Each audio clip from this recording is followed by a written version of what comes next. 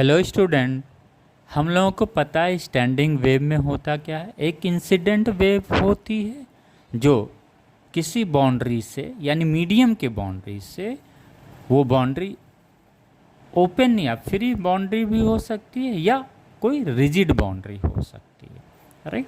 तो जब कोई इंसिडेंट वेव जब फ्री बाउंड्री से रिफ्लेक्ट करती है, मीडियम के फ्री बाउंड्री से रिफ्लेक्ट करती है, तो फिर क्या होता है, उसके फेज में कोई चेंजेस नहीं आती है, राइट।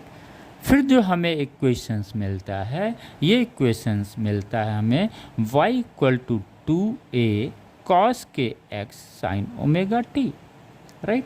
ये कब है, जब इंसिडेंट वेव रिफ्लेक्ट होता है किस बाउंड्री से, फ्री या ओपन बाउंड्री से, राइट। अगर हम ये देखें सिंपल प्रोग्रेसिव, एक सिंगल प्रोग्रेसिव वेव से अगर कंपेयर करें तो हमें ये क्या मिलेगा, ये एम्पलीट्यूड मिलेगा। यानी स्टैंडिंग वेव का जो एम्पलीट्यूड होगा ये होगा a to small a cos के x। ये a क्या है, वो इंसिडेंट वेव या रिफ्लेक्टिंग वेव का क्या है, एम्पलीट्यूड है, राइट। यानी ये जो स्टैंडिंग वेव का फॉर्मेशंस है ये क्या है, ये कॉम्बिनेशंस है, ये सुपरपोजिशंस की वजह से होता है जब दो वेव ट्रेवल करते हैं।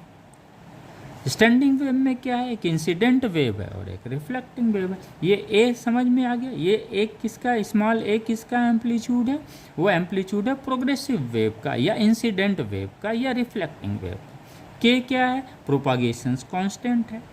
ये किसका प्रोपागेशंस कांस्टेंट है, ये इंसिडेंट वेव या रिफ्लेक्टिंग वेव का प्रोपागेशंस कांस्टेंट है। इसकी वैल्यू होती है 2π/λ। यानी अगर हम इस केस को स्टडी करते हैं तो हमें ये समझ में आता है कि जो स्टैंडिंग वेव होता है, ये एम्पलीट्यूड सभी पार्टिकल के लिए सेम होता है। ये स्मॉल ए इंसिडेंट वेव या रिफ्लेक्टिंग वेव का जो एम्पलीट्यूड होगा वो सभी पार्टिकल के लिए सेम होगा।